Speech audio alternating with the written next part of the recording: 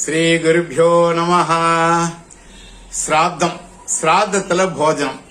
இந்த பிரத்யாப்திக ஸ்ராத்தத்துல போஜனம் இருக்கு இல்லையா, பிராமண போஜனம், அதை பத்தி 2 நிமிஷம் பேசுவோமே. ஏன்னா இப்ப அதை பத்தி கொஞ்சம் பரவாயில்ல பேச்சு அங்க அடிபட்டு இருக்கு. வர பிராமணன்லாம் சரியா சாப்பிடறது இல்ல, அல்லது சாப்பிட முடியறது இல்லை அதை சொல்லிட்டு ஒரு விஷயம் நமக்கெல்லாம் நன்கு தெரிஞ்ச விஷயம் நண்பர்களே. அது என்னதுன்னா, பிராமணனாக பிறந்தவன் 3 கடனோட பிறக்கிறான்னு சொல்லிட்டு வேத வாக்கியமே இருக்குல்லவா. ஜாயமானோ வை பிராமணஹ திரிபிர் ருணவா ஜாயதேன்னு சொல்லக்கூடிய அந்த வாக்கியத்தில் நமக்கு வாக்கியம் மூலமா தெரியுது 3 கடன்களோட பிராமணன் பிறக்கிறான்னு சொல்லிட்டு. பிறக்கும்போது 3 கடனோட பிறக்கிறோம் நம்ம எல்லாரும். ஒன்று ரிஷி கடன், இன்னொன்று தேவக்கடன், இன்னொன்று பித்ருக்கடன். கடன் பட்டாத உடனே அடைக்கணும் இல்லையா. இது 3ம் இந்த ஜென்மால நம்ம அடைச்சாகணும். முதல்ல எப்படி அடைக்கிறோம்? ரிஷி கடன்களை வேத அத்தியாயனம் பண்ணுவதன் மூலமாக ரிஷி கடன் அடைகின்றது.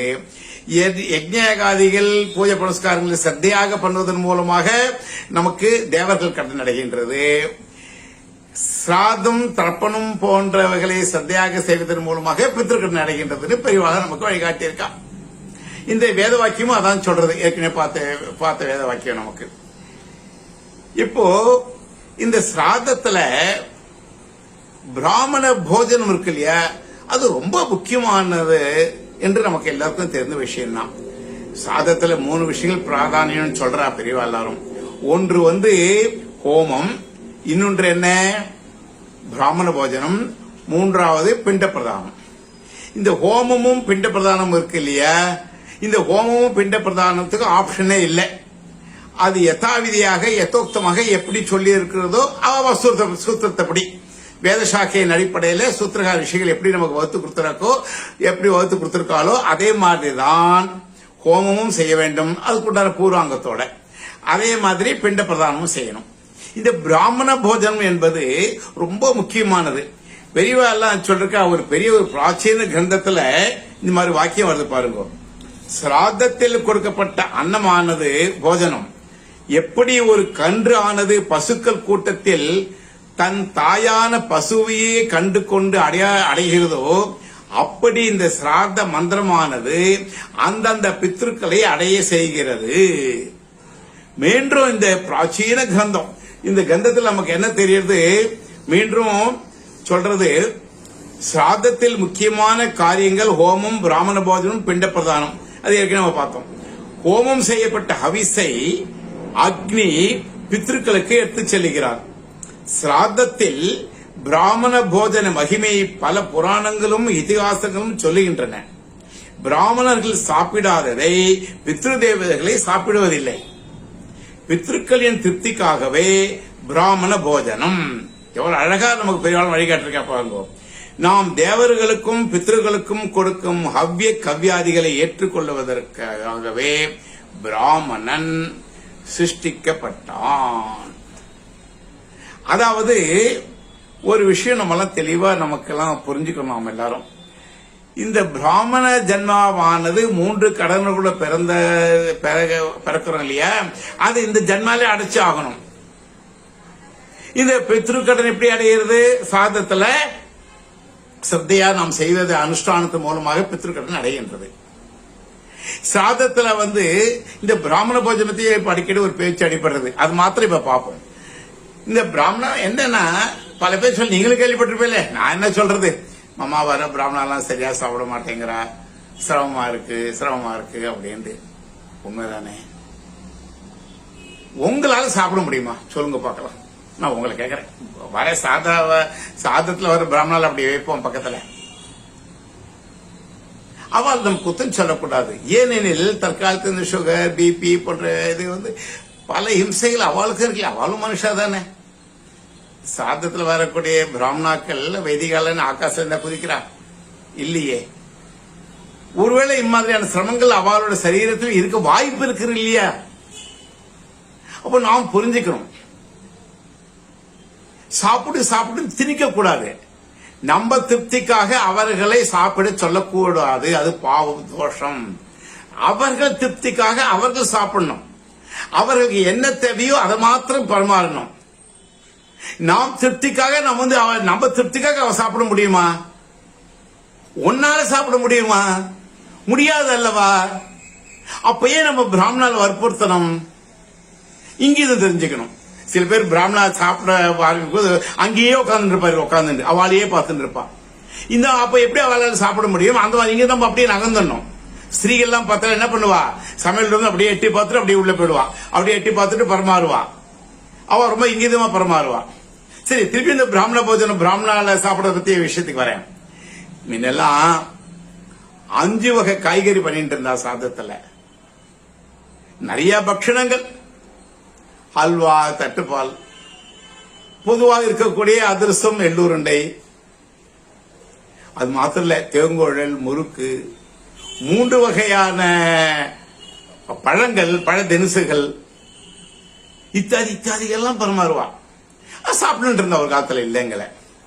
இப்ப சாப்பிட முடியறது இல்லையே. அப்ப நாம என்ன செய்யலாம்? ஆத்து பழக்கம், தேசாச்சாரம், குலாச்சாரம் உண்மைதான், அதை மாத்தக்கூடாது. இப்ப சில பேர் ஆத்துல கரிமா பொடின்னு ஒண்ணு, அந்த பொடியை எல்லாத்துக்கும் போடுவான். மோர் குழம்பு, சாம்பார், ரசம், காய்கறி எல்லாத்துலயுமே.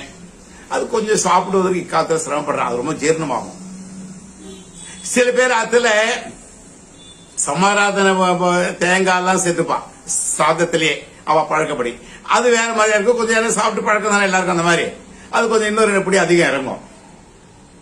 எது எப்படி இருப்பீன்னு நண்பர்களே, நம்மளும் காலத்துக்கு தகுந்த மாதிரி கொஞ்சம் பரமாரத்துக்கு கத்துக்கணும். 5 காய்கறி வகைகளை கொஞ்சம் கம்மி பண்ணலாம். முழுக்கு, தேங்குழல் எல்லாம் சாஸ்திரத்துக்கு அப்படி போடலாம், அது போடாமையும் இருக்கலாம், தப்பு இல்லை.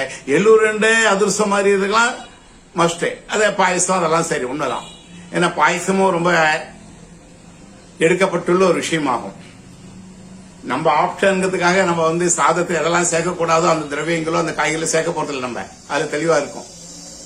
எனக்கு ஞாபகம் இருக்கு, ஒரு நாளுக்கு ஒரு 2 இலை போடுவோம் இல்லையா சாதத்துல. அதோட 3வது இலையும் பக்கத்துல போட்டா ஒரு குட்டையில, நுனியில, அதுலயும் பரிமாறினா பழதினுசுகளும், முறுக்கு, தேங்குழல், ஹல்வா, தட்டுப்பால், சொஜ்ஜி அப்பம், சுயிங்கும், ஏன் கேட்க போங்க. ஒரு 20 வருஷம் முன்னாடி என்ன சாப்பிட முடிஞ்சது, இப்ப என்ன சாப்பிட முடியுமா? முடியாது. அதுல 5 கைகையே அது 3 ஆக்கலாம், தப்பு இல்லைங்கிறேன். சாதத்துல மந்திர லோபமும் பிரயோக லோபமும் லோபமும் வரக்கூடாது. வாத்தியார் எப்படி சொல்றாரு அப்படி செய்யணும், செய்வோம், செஞ்சுட்டு இருக்கோம். ஆனால் இந்த போஜனங்கிற இடத்துல கொஞ்சம் நம்ம காலத்துக்கு ஏற்பார் போல், அவா சரீர தர்மத்துக்கு ஏற்ற போல் நிர்பந்தப்படுத்தாம இருக்கலாமே. சாப்பிடுறவாள அவளுக்கு எது பிடிக்குதோ சாப்பிட்டோமே. அவ சாப்பிட முடியல வருத்தப்பட வேண்டாம். ஏன்னா அவள் வரிச்சிட்டோம் பித்ருக்களா. அவ சாட்சாத் பித்ருக்கள் இல்லையா? அவளுக்கு உண்டான மரியாதை நாம் தர வேண்டும், தந்துட்டு இருக்கோம். திருப்பி இந்த போஜன விஷயத்துல நாம் கொஞ்சம் ஏதாவது யோசனை பண்ணி சம்பிரதாயத்துக்கு முரண்பாடு இல்லாம கொஞ்சம் ஏதாவது காம்ப்ரமைஸ் மாதிரி பண்ணலாமா? ஏனெனில் திருப்திங்கிறது ரொம்ப முக்கியம். ஏன்னா கடைசியில் மந்திரமே வருது, சாப்பிட்ட திருப்தி கேட்போம். பிராமணால திருப்தா ஸ்தா அப்படின்னு கேட்போம் இல்லையா? மீண்டும் கூறுகின்றேன் நண்பர்களே, பிராமண போஜன விஷயத்துல சாதத்துல ஆத்து பழக்கத்தை தாண்டி நம்ம போக வேண்டாம். அதுக்காக 1-2 கம்மி பண்ண தப்பு இல்லை. அதுக்காக அதிரசமும் எள்ளுருண்டையும் பாயசத்தை நம்ம எக்காலத்திலும் கம்மி பண்ண போதில்லை. அது ரொம்ப அனிவாரியம். அதான் சாப்பிட்டா நமக்கு அதான் ஞாபகம் வரும். அதிரசம், எள்ளுருண்டை, பாயசம் தான் ஞாபகம் வரும். மத்தெல்லாம் பார்த்து மனசுக்கு ஏற்ற மாதிரி பார்த்துங்க. மொத்தத்துல பிராமண போஜனம்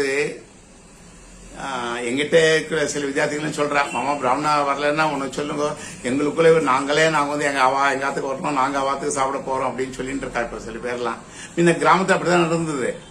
இப்போ அந்த பழக்கம் வந்தா ரொம்ப சௌரியமா இருக்கும். யோசனை பண்ணுவோம். ஏன்னா நம்ம இந்த பிராமண ஜன்மா எடுத்ததுக்கு அடையாளம் என்ன உங்களுக்கு தெரிஞ்சதுதான், ஏற்கனவே குறிப்பிட்டதுதான். மூணு கடன்களை நம்ம வந்து அடைக்கணும். அதுலயும் பித்ருக்கடன் அடைக்கிறது நம்ம அப்பா அம்மாவுக்கு நம்ம வந்து அவ காலத்துக்கு பிறகு சத்தையா அவளுக்கு எள்ளும் தண்ணியும் விடுறதோ இந்த மாதிரி ஸ்ராத்தாதிகளை வந்து சத்தையா செய்யறதுதானே முக்கியம். சரீர தர்மம் இடம் கொடுக்கிற வரையில நம்ம சரியா செய்வோமே. பித்ருக்கள் அனுகிரகம் எல்லாருக்கும் உண்டு. பித்ரு தோஷம் பித்ரு சாபம் யாரும் பயப்பட வேண்டாம். பித்ருக்கள் குரூரமானவர்கள் கிடையாது. அதையும் இந்த சமயத்தில் குறிப்பிட்டு விரும்புகின்ற நண்பர்களே, அவ கோத்திரத்துல வரவாளுக்கு அனுகிரகம் பண்றதுக்காக பித்ருக்கள் இருக்கா. இவன் எப்படா தப்பு பண்ணுவான், எப்படா AK-47 எடுத்து ஷூட் பண்ணுவான்னு பித்ருக்கள் எப்போதும் இருக்க மாட்டான். இந்த பித்ரு சாபம் பித்ரு தோஷம் யாரும் பயப்பட வேண்டாம். அப்ப பித்ரு சாபம் பித்ரு தோஷம் ஒண்ணு இல்லையா இருக்கு, வேற ஒண்ணும் இல்ல. பித்ரு சாபம் அவனு சாபம் எடுத்து புடி இந்த சாபம் அப்படி யாரும் சாபம் எடுக்க போறது இல்ல. நம்ம சரியா சாதம் பண்ணாவிட்டாலோ அல்லது தர்ப்பணாதிகள் வந்து யதோக்தமா பண்ணாவிட்டாலும் பண்ணல என்றாலும் அவளுக்கு போய் சேராது இல்லையா. அதுக்காக அவ பெருமூச்சு விடுவாளாம். அவ பெருமூச்சே நமக்கு வந்து சில கஷ்டங்களையும் சிரமங்களையும் நமக்கு கொடுக்க வாய்ப்பு இருக்கு. அதுதான் பித்ரு சாபம், அதுதான் பித்ரு தோஷம். அதுக்கு நாம் யாரும் ஆளாக வேண்டாம். தர்ப்பணாதிகளும் சிராத்தாதிகளும் யதோக்தமா செஞ்சுட்டு பித்ருக்களுடைய ஆசீர்வாதத்தினால நம்ம எல்லாரும் க்ஷேமமா இருப்போம். நாராயண